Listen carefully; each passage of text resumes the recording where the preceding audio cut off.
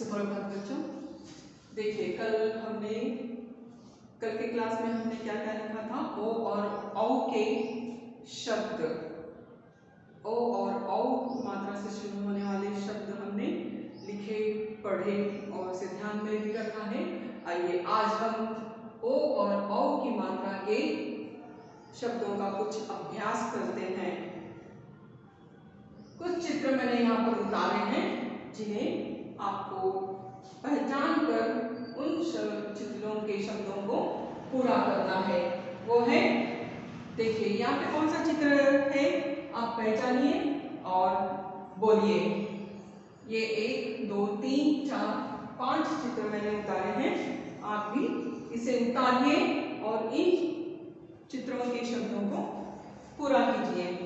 देखिए इस चित्र को देखते ही आपके मन में आ गया होगा कि कौन सा अक्षर यहाँ पर लिखना है और उस पर कौन सी मात्रा देनी है। ढ, यानी कि ये ढोलक का चित्र है।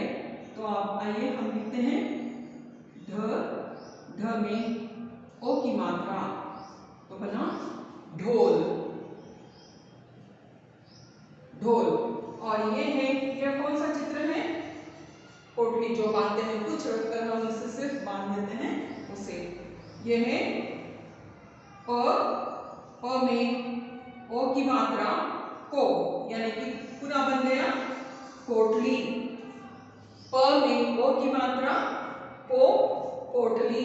और ये कौन सा चित्र है, बोतल। देखिए इस चित्र को गौर से देखिए।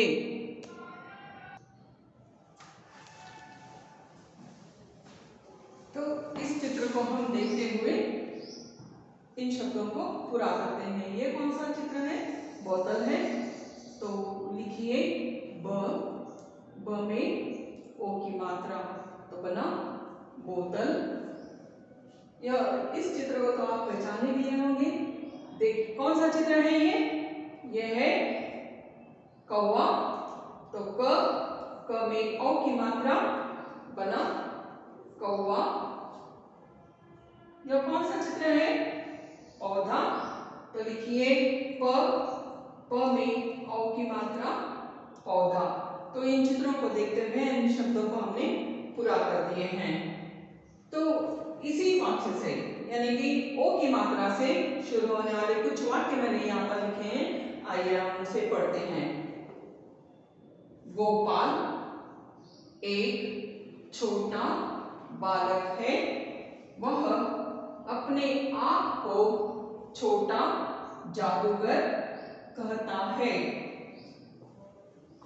उसके पास एक झोला है, उसके पास हमेशा लोहे का एक चिमटा, एक कोट, एक टोपी, एक ढोलक और एक लोटा रहता है।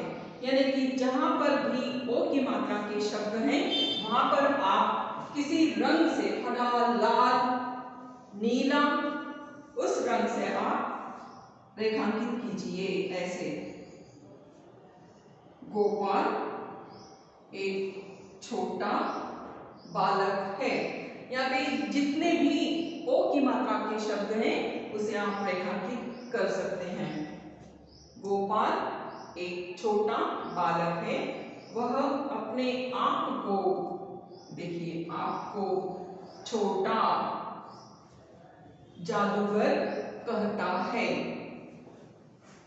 उसके पास एक झोला, झोला के लिए आप रेखांकित कीजिए और इस झ में ओ की मात्रा को भी आप रंगीत पेंसिल से आप लिख सकते हैं। उसके पास हमेशा लोहे का चिमटा, यानी कि लोहे, ल में ओ की मात्रा है, इसलिए हम इसे रेखांकित करते हैं। लोहे का एक चिमटा, एक कोट को भी हम रेखांकित कर सकते हैं नीचे। एक टोपी, देखिए यहाँ पर मैंने रेखांकित की है टोपी, एक ढोलक और एक लोटा रहता है। ये देखिए ढोलक, एक लोटा, रहता है। ये जो हमने रेखांकित किए हैं। अब इस वाक्यों को आप लिखिए और पढ़ते रहिए, जो कि मैं आपको थोड़ा सा नज़दीक से मैं बताऊंगी। चित्रों को पहचान कर शब्दों को पूरा कीजिए। यही चित्र आपको उतारना है। ढोल, पोटली, बोतल, कौवा और पौधा आप उतार सकते हैं। बहुत ही आसानी से मैंने इसे उतारा है, आप भी उतार सकते हो। और इन वाक्यों को लिखा है मैंने आपके लिए, तो आप इसे पढ़िए और ध्यान में रखिए कि उसका उच्चारण कैसे किया जाता है। गोपाल, ग में ओ की मात्रा है। गोपाल एक छोटा बालक है। वह अपने आप को छोटा जादूगर कहता है।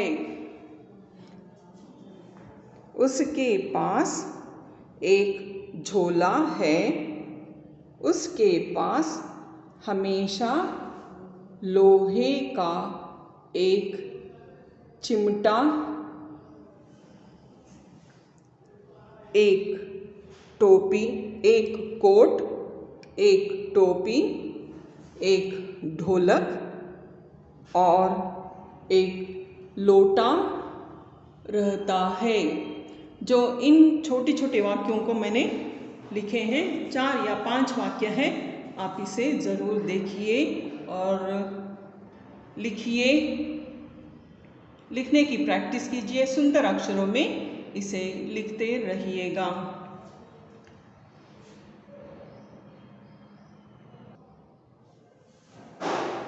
तो देखिए, जैसे ही हमने ओ की मात्रा के कुछ वाक्य लिखे हैं, यहाँ पर हम औ की मात्रा के वाक्य हम लिखते हैं। आप मेरे साथ दोहराइए। गौतम एक समझदार बालक था। उसकी आयु 14 वर्ष थी। उसके घर से थोड़ी दूर एक चौराहा था। चौराहे से थोड़ी दूर खेल का मैदान था।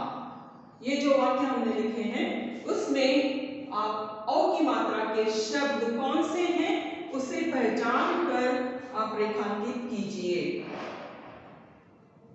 यहाँ पर कौन से हैं, आप पढ़िए इसे बार बार और इसे लिखिए और बार बार पढ़िए। पढ़कर यहाँ पर औ की मात्रा के शब्द कौन से हैं और ओ की मात्रा के शब्द कौन से हैं, उस पे रेखांकित कीजिए। मैं फिर से आपको बताती हूँ और आप इस लिखने का समय भी मैं आपको देती हूँ, तो आप लिखिएगा। देखिए, ये है औ की मात्रा के वाक्य। गौतम एक समझदार बालक था। उसकी आयु 14 वर्ष थी। उसके, देखिए यहाँ पर देखिए, उसके घर से थोड़ी दूर एक चौराहा था। चौराहे से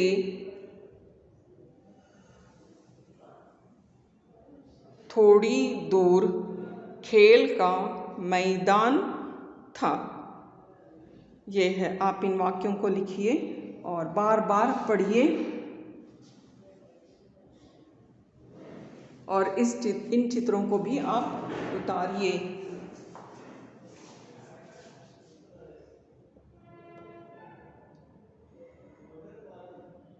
और इन वाक्यों में है जो भी औ की मात्रा के शब्द है, आप उसे रेखांकित कीजिए और ओ की मात्रा के शब्द भी हैं, उसे भी आप रेखांकित कीजिए।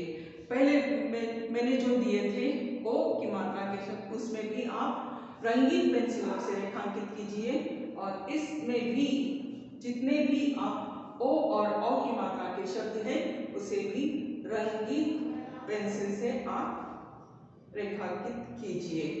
जैसे कि गौतम मैंने रेखांकित किया है, उसे आप भी कीजिए। अब हमारी अगली क्लास में हम पढ़ते हैं कुछ और स्वरों के चिन्हों के साथ शब्द और उनसे बने वाक्य। धन्यवाद।